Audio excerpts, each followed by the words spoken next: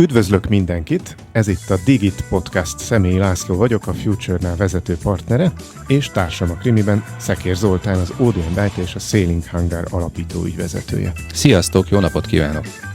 A Digit Podcast célja, hogy akit nem elégítenek ki a felszínes cikkek és a hangzatos jelszavak, az közelebb kerülhessen a digitalizáció és az informatika mai meghatározó trendjeihez. Mi itt a mélyére fogunk ásni a dolgoknak.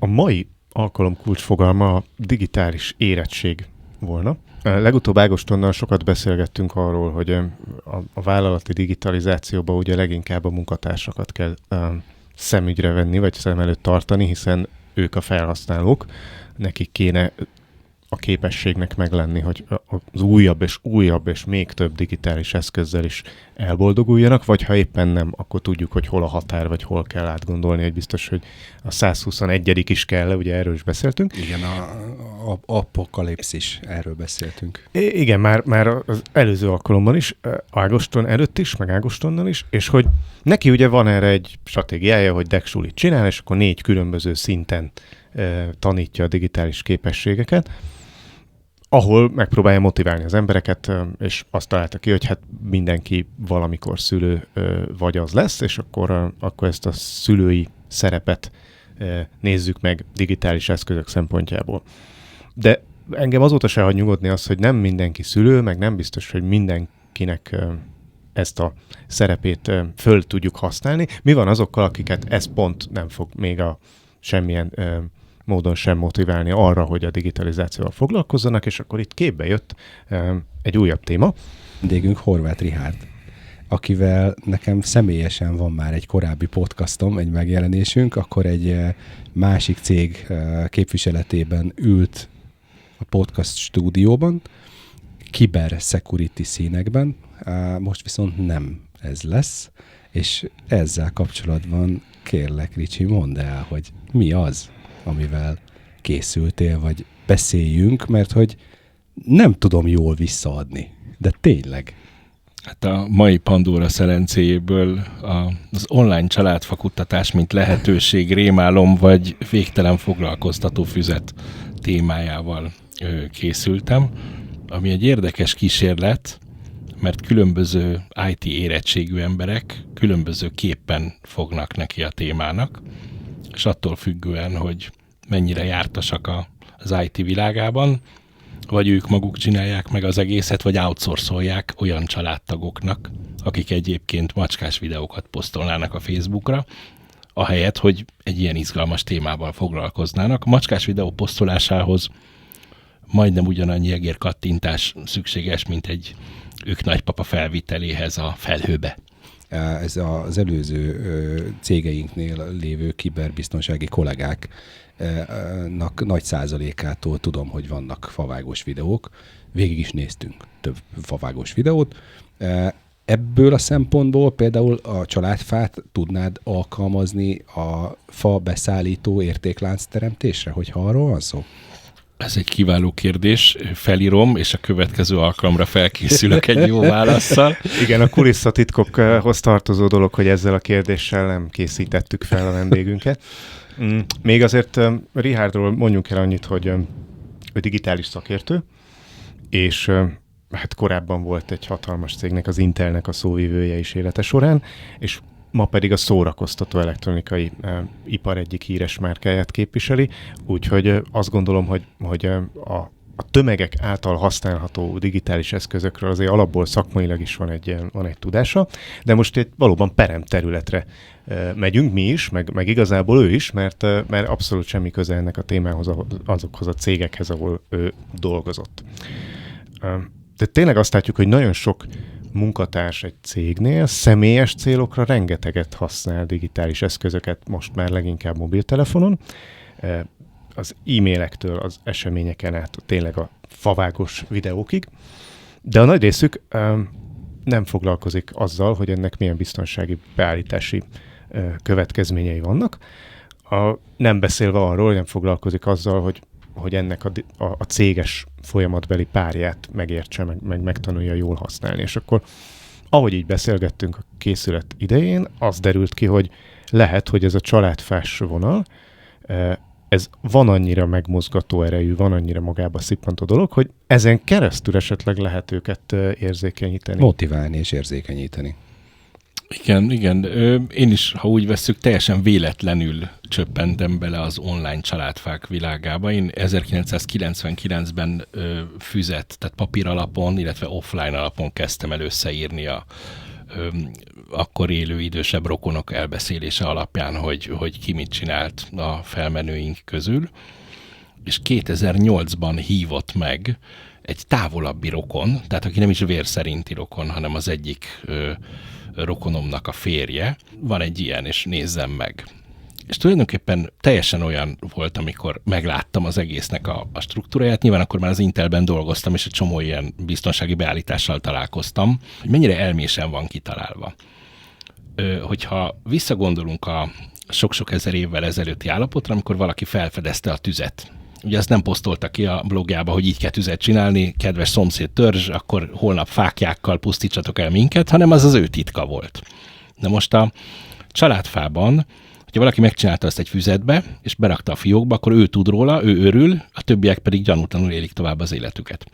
Azáltal, hogy online léteznek közösségek, illetve technikailag olyan megoldások, amikor egy családfának idézőjelben nincsen széle, akkor nem csak az egyénnek a tudása, mint korlát, az, amelyik akadályozza a családfának a bővülését, hanem pont a fordítottja, azáltal, hogy elérhetővé váltak olyan online felületek, olyan családfák, amik a felhőben vannak, már nem az számított, hogy egy bizonyos kutató, akár profi, akár amatőr, hány órát tudott eltölteni a kis füzetével, és felfedezni az ősöknek az életét, hanem több felhasználó kis morzsákat, vagy puzzle darabkákat ad hozzá az egészhez, és így sokkal nagyobb részletességgel és sebességgel nőhet az egész. És többek közt azok a felhasználók, akik nem feltétlenül rendszergazda szintű tudással rendelkeznek, kiváló kollaborációs eszközként használják a felhőt, annak ellenére, hogy ők nem is biztosan tudják, hogy most ők a felhőben dolgoznak. Ők annyit tudnak, hogy a gépükön vagy a telefonjukon egy bizonyos felületeken hozzáadnak embereket, feltöltenek fotókat, és az összes biztonsági beállítás a háttérben egy megfelelő custom profil alapján lehetővé teszi, hogy amit ők felvisznek, az csak ők és a bizonyos definíció alapján megállapított családjuk láthassa, tehát nem publikus az egész élettörténetük. Ellenben, hogyha egy olyan ősről van szó, aki mondjuk már 150 éve nem él, az már egy publikus profil, és akkor azok az emberek, akik kutatják mondjuk Móricz Zsigmond életét, vagy Gárdonyi Gézait, vagy ennek az ősnek az életét, megtalálják ezeket az adatokat a felhőben. Tehát így azok a tartalom létrehozó családtagok, akik nem IT szakemberek, rengeteg értékes kutatómunkát tudnak hozzátenni az egészhez. Oké, több dolog elhangzott szerintem. Tehát egyfelől elhangzott, hogy többféle felhasználó van, másfelől az is elhangzott, hogy ezek a felhasználók részint feltöltenek új tartalmat, másik oldalon pedig keresnek meglévőt. Kedvenc szavam a folyamat. Mi itt a folyamat? Tehát, hogy képzeljük el, hogy van egy cégünk, van 100 munkavállalónk, szeretnénk őket hát kicsit tényleg érzékenyíteni a biztonsági beállítások, de ugyanakkor a digitális eszközök használata, stb. És elmondjuk nekik, hogy van-e kedvetek családfát kutatni a saját családotokra, és mi ebben nyújtunk segítséget. Biztos, nem tudom, össze tudunk rakni egy kis oktató anyagot, vagy valami. Mi lesz abban az anyagban, hogy hogyan fogjon neki első lépés, második lépés? Én kiemelnék egy olyan weboldalt, amelyik a legfelhasználó barátabb, és az oktató videója azt hiszem 2,5 perc, és benne van minden, amit tudni kell, még Márta néni a macskákkal is, mert ő az egyik példa. A klasszikus folyamat, mielőtt lettek volna számítógépek és felhő, mint kollaborációs felület, tehát ahova feltöltheti mindenki a kis tartalmát. A klasszikus folyamat úgy nézett ki, hogy az ember a füzetbe beírta, amit tudott, elment a levéltárba, kért időpontot, és a mikrofilmeket így lapozgatta, és próbálta kiolvasni a kacifántos betűket, amit mondjuk 1850-ben a lelkész beírt, hogy az akár... A születési anyakönyvi kivonat. Igen, tulajdonképpen az. És ugye ez volt a klasszikus megoldás, amikor időpontot kellett foglalni, ott lehetett ülni, megvolt a maga hangulata, viszont rengeteg időbe telt ezeket a dolgokat végigolvasni. A mostani folyamat, elindítunk egy családfát az online térben. A biztonsági beállítások default állása alapján csak és kizárólag mi és élő családtagjaink láthatjuk, amit felvittünk.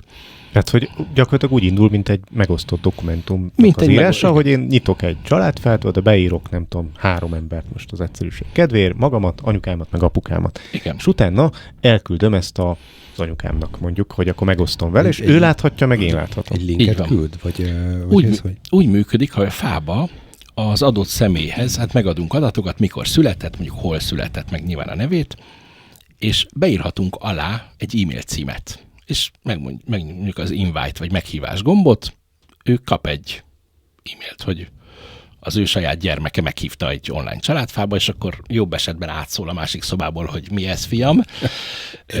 Vagy hogy igen, vagy pedig, hogyha mondjuk a gyermek Ausztráliában lakik, a szülő Európában, akkor ugye időeltolódás figyelembevételével rákérdez, hogy ez kamu, phishing e-mail, vagy tényleg te vagy az, fiam, és akkor persze én vagyok, nyugodtan klikkelj rá. Miután meghívtuk ugye ezeket a személyeket, persze itt unokatestvér irányba érdemes menni elsősorban. Miért? Az egész folyamatot úgy érdemes elképzelni, mint amikor űrszondát küldünk az űrbe, amelyik jeleket ad le, és az idegen civilizációt, ugye, meg ott van az arany CD az emberrel, meg a Voyager 1, meg utána a 2-es is, és mi szeretnénk, hogy a mi jelünkbe beleakadjanak azok a harmad, negyed, ötöd és hatod unokatestvéreink, akik ugyanezeket az embereket keresik az ősök között. Ugye a sima unokatestvér az egyszerű, a definíciója, amikor a szülők testvérek, a második unokatestvérnél a nagyszülők, a harmadik unokatestvérnél dédszülők, a negyednél pedig az ükszülők.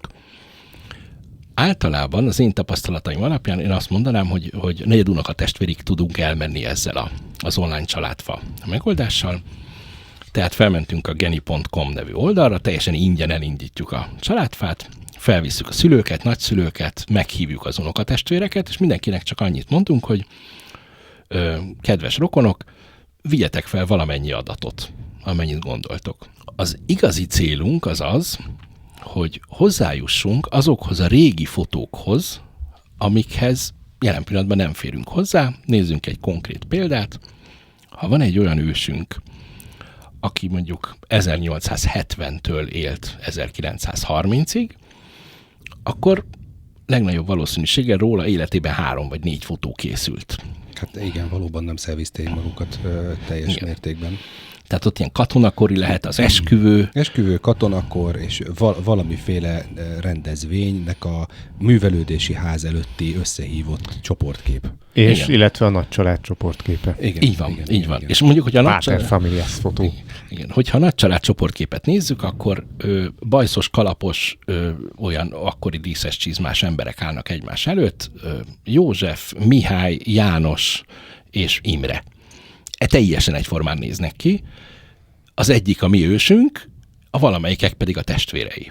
Na most a mi célunk önző módon az, hogy megtaláljuk, azáltal, hogy meghívtunk ugye más rokonokat, megtaláljuk azt az embert, akinek ez a fotó megvan, meg azokat, akik pontosan tudják, hogy még kik vannak rajta. Ugye maga a problem statement az egész műveletnek az elején, ugye 2 van, az egyik, hogy erről a felmenőnkről életében 3 vagy 4 kép készült, a másik, hogy nem nekünk van meg. Kinek van meg? Vagy a legidősebb gyermeknek, vagy a legokosabb gyermeknek, aki ennek a jelentőségét ugye idejekorán felismerte. Ezek általában bombonos vagy cipős dobozban vannak ezek a fényképek egy szekrényben. hogyha hideghívással elkezdenénk hívni a végtelen rokonunkat, akikkel soha nem beszéltünk, vagy esetleg 20 éve beszéltünk utoljára, akkor mérsékelt sikerrel találnánk meg ezeket a cipős dobozokat a benne lévő fotókkal. Ha viszont outsourcoljuk nem a problémát, hanem a lehetőséget, hogy ez a sok-sok rokon hozzáadhasson valamit a fához, akkor el fogunk jutni azokhoz a személyekhez, akit ez jobban érdekelt, és így, hogy az e-mail címük megadásával meghívtuk őket a fába, tulajdonképpen a Dárius kincsével felérő. Kinyitjuk a cipős dobozok szent grájait. Igen. Aha. És teljesen idegen emberek számára ez semmit nem ér, hogy bajszos, kalapos emberek állnak egymás mellett, de nekünk csak azok a bajszos, kalapos emberek vannak a családunkban, tehát nekünk ez nagyon sokat ér, és itt még a nemek közötti különbség is lényeges, mert azok az emberek, akik általában elindítanak egy ilyen online családfát, az ilyen 35 vagy 40 pluszos férfiak, IT beállítottsággal, már úgy nagyjából rendben van az életük, de még nem vették meg a kapuzárási pánik miatt a choppert, tehát hogy még ott előtte van egy kis pár év nyugalom. Tehát ezek a férfiak elindítják ezt a dolgot, de azok, akik a legtöbbet tudnak hozzátenni, azok a hölgyek adat szempontból, ők általában ilyen 55 plusz vagy 60 pluszos nagynénik. Uh-huh. És valamelyiküknél, vagy többüknél ott vannak a fiókban ezek a képek, és csak azért nem beszéltek erről senkinek a családi összejöveteleken, mert senki nem kérdezte őket. De ezáltal... Hát vagy a családi összejövetelen nem volt ott a fotós doboz. Igen. De mondjuk bárkinek ott van a telefonja, tehát hogy abban a pillanatban, hogy otthon a fotós dobozból előkerült, és valaki gondolom akkor befotózta, vagy beszkennelte, vagy nem tudom, hogy szokták a 40 pluszos férfiak ezt a helyzetet kezelni technikailag, de hogy utána már bármelyik családi rendezvényen, bármelyik családtag, aki az e-mail címével bejutott, ugye? Így van. Őket hozzáteszik mindenkihez mondjuk hozzátesznek 3 fotót, vagy egy csoportképen betegelnek 5 embert, abban a pillanatban ugye kezd mélysége lenni ennek az egésznek. A többiek késztetést éreznek, hogy de hát Jánosnál nincsen profilkép, és Imrénél sem. Akkor miért nem? Ja, de hiszen nekem van fotóm róluk.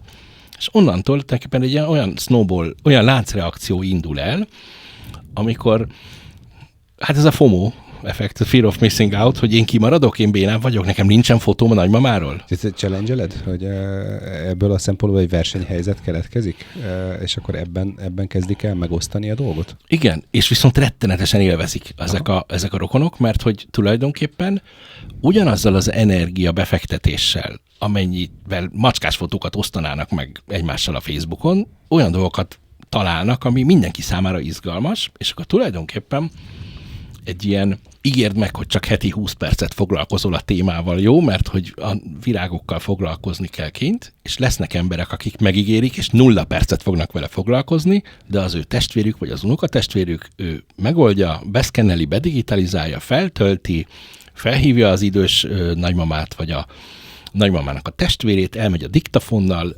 lefilmezi, felírja a térképen, hogy merre vándoroltak a családtagok, stb. És bármelyik családtag is lesz az, aki Indiana Jones módjára ugye a tudást, a Szent Grált keresi, az a többiek számára is inger küszöb függően hatalmas szolgálatot tesz, hiszen ugye előbb-utóbb összeérnek ezek a szálak. Ez itt a Digit Podcast, mi itt a mélyírásunk a dolgoknak. Horváth Richárd a vendégünk egyébként, és most inkább, mint magánember faggatjuk.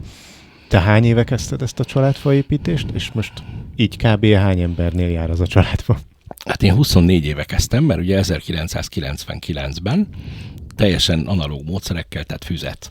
És mikor váltottál digitálisra? 2008-ban. Tehát ez 15 évvel ezelőtt? Igen. És 2008-ban, csak hát lőjük be, hogy 2008-ban milyen infrastruktúrális feltételek álltak rendelkezésre. Ez a Windows XP utáni első éra. Mi volt, és az internet is még éppen akkor váltott át 56.6-os modemről ISDR-re, majd ADSL-re, de hogy mi volt az, ami azt mondatta veled, hogy erre keresel megoldást? Számomra a legnagyobb mérföldkő az volt, hogy úgy tudtam megosztani másokkal azt, amit én találtam, hogy azokhoz jutott el az információ, akiket szintén érdekelt. Pusztán a usereknek az e-mail címükkel való meghívásából ugye kiderült, hogy ki az, aki 1 órán belül csatlakozott, 1 napon belül, 1 héten belül, és így tovább, és utána csinálta bármit. És akkor lett egy ilyen szűkebb kör, de nagyon aktív emberekből álló szűkebb kör, aki elővette a szkennert, elindult a notebookkal különböző idősebb rokonokhoz, és elkezdte bedigitalizálni ezeket a régebbi fotókat. És tulajdonképpen így, ha én meghívtam 20 embert a fába, akkor a 20 emberből mondjuk 12-en beléptek, és ebből a 12-ből mondjuk 6-7-en a mai napig heti szinten bővítik a fát. És akkor hány embernél jár most a te családod az online térben?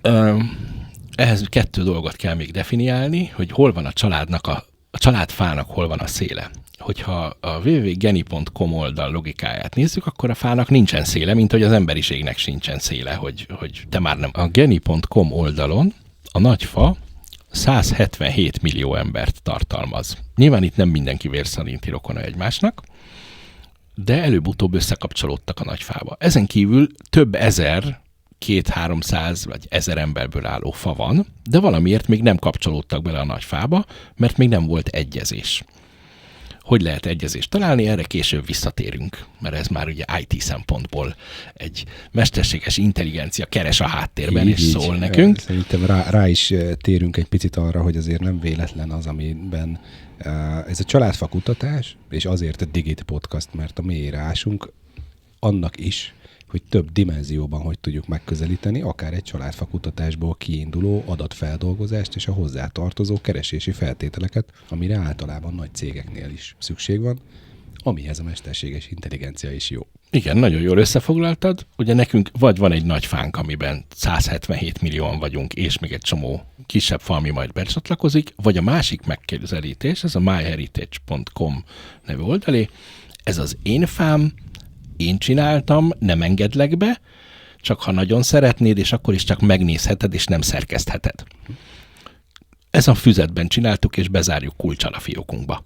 Megközelítés. Mind a 2-nek lesznek természetesen követői, és itt jön a üzleti szempontból a csavar. A MyHeritage megvette a Geni oldalt, tehát bármelyik megközelítéssel rendelkezünk is, a háttérben lévő keresőmotor mind a 2 adatbázisban keres. Aha. Tehát ha én kuporgatom az infámat, ez az enyém, ezt én csináltam, és nem mutatom meg senkinek, akkor is keres a háttérben egyezések után. Ha viszont én osszuk meg a világgal, hogy mit találtunk, hát ha valaki ugyanazt a családot kutatja megközelítéssel, vagy megközelítésben gondolkodunk, akkor is ugyanaz a keresőmotor fog nekünk találatot jelezni. És mi az üzleti modellje? Már most ezek szerint a cégnek, de hogy eddig akár volt-e különbség az üzleti modelljei között? Tehát, hogy ha jól értem, akkor nekünk, mint családtagoknak, azt nagyjából végig beszéltük, hogy mi a motivációnk ebben.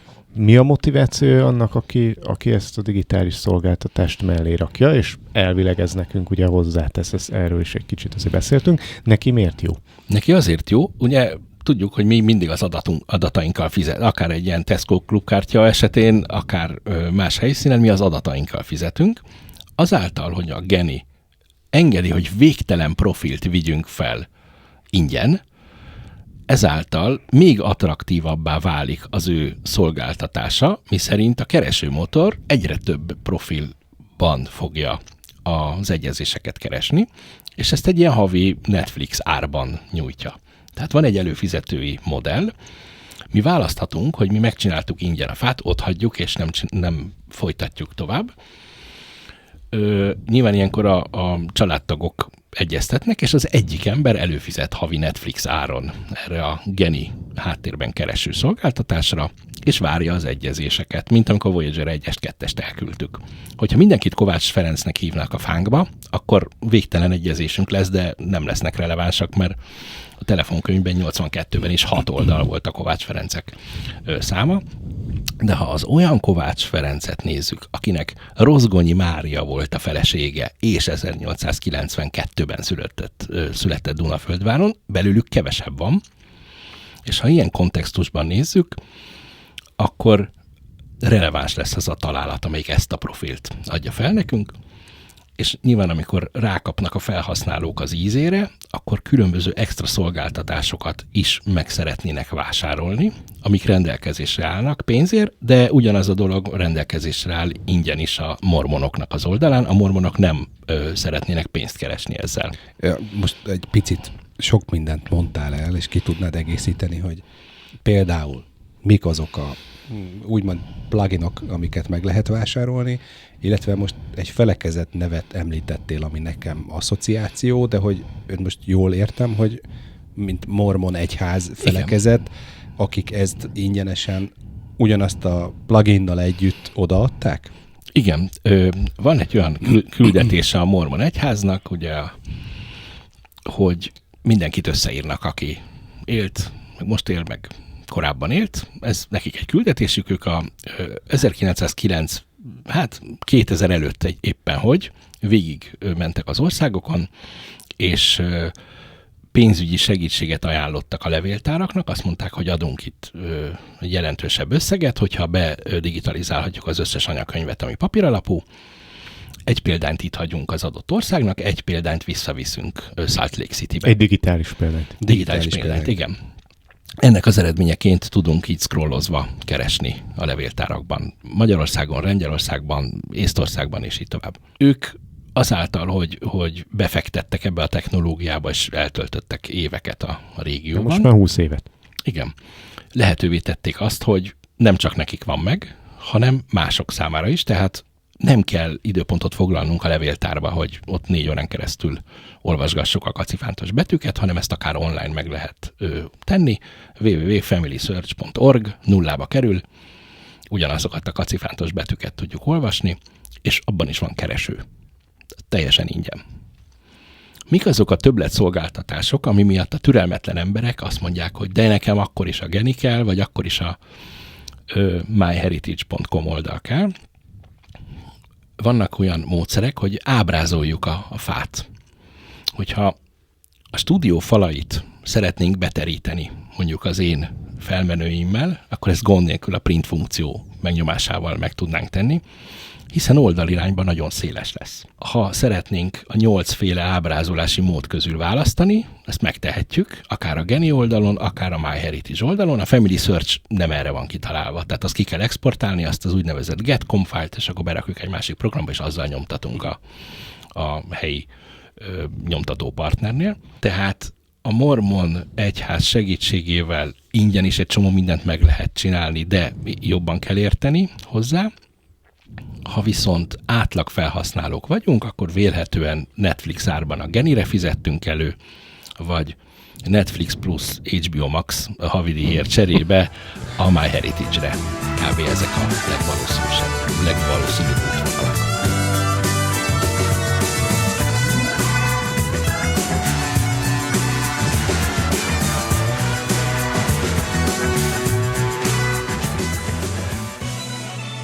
Jó néhány kérdést szeretnék még feltenni ezzel kapcsolatban, meg Zolin is látom, hogy csillog a szeme, de azt hiszem, hogy ehhez az kell, hogy most tartsunk egy nem fél perces, hanem sokkal hosszabb szünetet, hogy a hallgatóság türelmével ne éljünk vissza. Úgyhogy szerintem egy második adásban innen, erről a pontról szeretnénk folytatni. Benne vagytok? Természetesen. Igen.